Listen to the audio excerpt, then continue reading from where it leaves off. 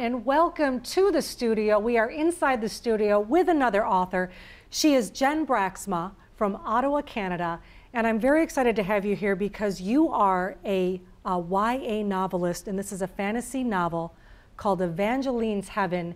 And I'm excited to talk to you about this, and we've been chatting before the cameras came on, because your world building and your concept to me is really what's going to draw readers in, and you're a brand new author. So that's exciting. So first of all, welcome. Thank you. It's wonderful to be here. Yeah, so glad you made the trip. Let's talk about the book, Evangeline's Heaven. First of all, this is a story that's your take on Lucifer's revolt against God, but it's not a Christian book, it's not a religious book, it's a fantasy book. How long was this story in your head? Oh, good heavens, a decade maybe? I thought about it for a long time. I researched for a long time, angel lore, anything to do with the idea of the heavens. It's based on Christian mythology, but you're right, it's not meant to be a religious book. And then it was a lot easier to keep researching than to start writing. Yeah, right? Writers do that. We get that. Some of us call it a block, but you get that moment where you're uncertain about yourself. And we're going to talk about that because you were uncertain about yourself when you sat down to write. And the reason I wanted to meet with you is after learning about the book and reading, you paused for a while before you pushed this out. Why? Because imposter syndrome is real. It's like, who am I to write this book or any book? I don't know what I'm doing. I'd always loved to write since I was a kid. And so I thought, yeah, I can do this, I can do this. And then maybe I couldn't. And then life gets in the way, and I chose to go into journalism in university, and then I made the switch to teaching. So I was a high school English teacher for almost 2 decades.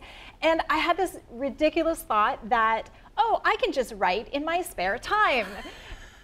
Any teachers out there? Oh my God, there's no spare time. And then I had young children, and then so it was easy to push off writing because, I don't know, am I any good at it? I think so, maybe I know what I'm doing, I'm trying to learn. So life just kind of got in the way, and it was easier to push it off. But finally I decided, you know what, I really want to make a go of this. So here's what pulls me in and would pull in viewers who love fantasy novels, and I don't typically read them, and I was pulled in.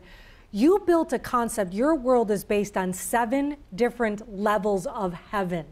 Talk to me about where that concept came from. Yeah, the expression, oh, I'm in 7th heaven. That's what got me thinking, like, oh, okay, well, what are the other 6 then? So the idea, I guess, is God might be in that 7th heaven, or that's what's really good about it. But it also came from the idea, I was really interested in the concept of the binaries of good versus evil, and who better to represent that than the devil himself, but that's much too simplistic. None of us is good or evil. It's nothing so simple. So I thought about how we deal with angels. There's lots of wonderful stories about angels, but it's often here on earth. Right. What happens. And so I thought, well, what if those angels are actually in heaven, and we know from the lore that there's this battle in the heavens as Lucifer revolts against God. I wondered what that would look like. The heavens came out of that concept. If there was going to be a battle, what were they fighting for? And in one of your worlds with her best friend, and we have to obviously talk about the heroine of the story, when she visits her parents, and her parents are shuttered in the house and whatnot. In my head, I thought, I'm amazed at how you took these layers of heaven and made them almost so common. I forget they have wings. That was actually done on purpose. So one of the reasons why I love to write young adult literature, I love reading it. As a high school teacher, I was around teens all the time, so I really enjoy their company. I really enjoy being in their world. And they're so idealistic. Yeah. Not everyone, I grant, overgeneralization, but teens in general often really love something, or they really hate something. And so that intensity, that passion really drew me into young adult. And so that's what I wanted in my characters, but I wanted them relatable. I wanted my heavens to feel like it's something we could actually live in. Like a town. Right. And I wanted my characters, they're angels, absolutely, but I wanted them to feel like we know them. And I think it works, again, for the lore. The idea is that angels and humans, they're like sister species, if you will. So the commonalities between them made sense for our human readers in order to feel, yeah, maybe I know who this Evangeline person is. Let's talk about her, because I said in the beginning, it's your take on how Lucifer revolted against God, wanting to banish him. Who is she? She, Evangeline, is Lucifer's daughter, and Evangeline loves her father because I have Lucifer as a fantastic dad. He's a single dad, and he dotes on Evangeline. They travel all over, especially the first heavens, and he homeschools her, and he's just everything to her. She's bought into his cause. She feels that there's an injustice against her class of angels. It's the lowest class of angels. So she buys into everything her father says, and he's a good dad. Except no one else realizes just how he is with her, because people start to see, actually, he's a little more nefarious than that. The whole book is her journey about discovering not just who her father is, but who she is in relation to who she discovers her father is. Which is pretty remarkable, because you touch on so many different themes: love, faith, loyalty, courage, trust. Which theme would you say you resonated the most with writing? Love. Yeah. Love. The idea, there's so many different types of love, different layers of that. The love for her father, the love for the people that she meets along the way, the love for the people who have been missing in the story because of the war. There's shifting loyalties, absolutely, but those loyalties are going to be based on love. There's a bit of a romance, a bit of a love story in there too. So, you know, I can't get away from that. I love that part of it too. And I think that especially the idea, Evangeline has to figure out what's going on with her father, but she's 18 at the beginning of this story. So, you know, in our world, the cusp of people moving from teenagehood into adulthood, their views of their own parents may be evolving or shifting.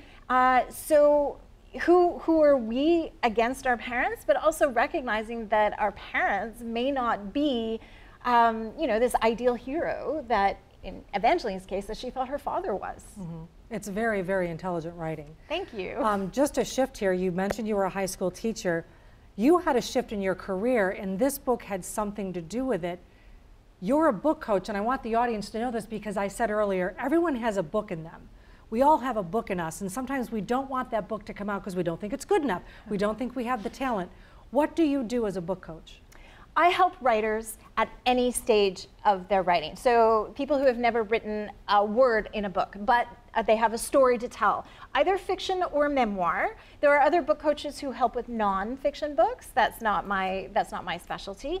And if you don't know where to start, I can help you right from the foundation and go from there. If you have a manuscript already and you're not sure how to make it better, I can help you fix that. It's really about being there. It's one-on-one support. So not just taking an online class, not just going to a class when there were classes available. It's one-on-one. Hey, here's how you can improve your particular story. That's what I'm able to do for my clients. And we were talking earlier, and I said, do you have an outline? Because some people who are writers, namely some people in this room, sometimes we throw up on the page, but then we don't know where the story goes. And I asked you, do you do that? And you told me. Yes, but there's a big but here. So I used to be a pantser, someone, you know, seat of the pants, sit down, write it out, whatever comes. And I thought, you know, this is the way it is. And I learned the hard way, because there was a novel, it's, you know, in the bottom of the drawer, never to see the light of day kind of novel, where I wrote 300 pages, just no outline, just sit down like, this is amazing, this is so much fun. And I get to the end, and there was no way the end made any sense, because the beginning made no sense. I wasted 300 pages. So a little bit despondent, I ended up discovering my own book coach. I didn't even know such a thing existed. You know, it's like a sports coach. You want to get better at sports, you know, you work with a coach. So I found Jenny, and she taught me an outlining process that works for my clients, for me, for her clients, because it doesn't take every single thing in the story and strip away all the creativity. Right. It's meant to be just 2 pages, maybe 3 pages. It's just your foundation. It's just the skeleton of your story, but it tells you the story arc, the plot, the what's happening, right. But it also tells you the character arc, how that character grows and evolves. And those two pieces together help me figure out, okay, I can write an outline. And that outline is just a roadmap. I can change it, but it's my starting point. And you said, when we were talking about that outline, you can move that outline. You can, it's a roadmap. It's meant to be shifted and moved, but it keeps you in a place where your story continues and flows. And finally, as we wrap things up, you're not done writing. This was published in August of 2022. You have another one on tap. In the same world? So I am working on the sequel to this one, Evangeline's Hell. Ooh! Yes, but it's going to be part of a trilogy, so 2 more to come. But the plans are still up here, not yet on the page, so it'll be a little while. But I do have another young adult dystopian thriller coming out in 2024. It's a different world with different characters. It's about a worldwide pandemic. Shocking! Written before the worldwide pandemic. That's the joy and fun of writing. Yeah. It can be timeless. But it's another young adult female protagonist. I really love delving into their psyches. So I'm excited for that to come out in 2024. And we are going to wrap things up now. Just right at this camera, what is your website? JenBraaksmaWriter.com. Beautiful. Thank you so much. Go to the website for the purchase of the book, or if you've got that book in you and you want a writing coach, I have to say it was an absolute delight speaking with you, and thank you so much for making the drive and joining us here in Watertown. My pleasure. Thanks so much.